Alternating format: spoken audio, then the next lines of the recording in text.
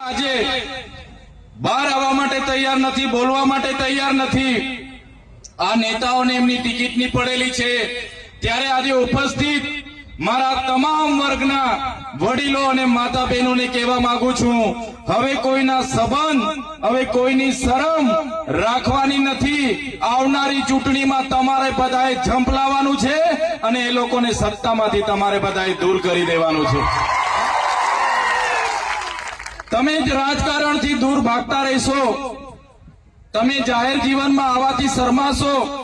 તમને થશે કે હું તો ગરીબ છું, આદિવાસી છું, મારી પાસે પૈસા નથી, ભાજપના નેતાઓ બહુ માલદાર છે, મેં કઈ રીતના લડું, મેં એમની સામે પહોંચી ના વળું। તો આ તમારી સામે ચૈતર વસાવા છે, એમને જોઈ લો। ચૈતર વસાવા તમારા જેવા જ એક સામાન્ય પરિવારમાંથી આવે છે।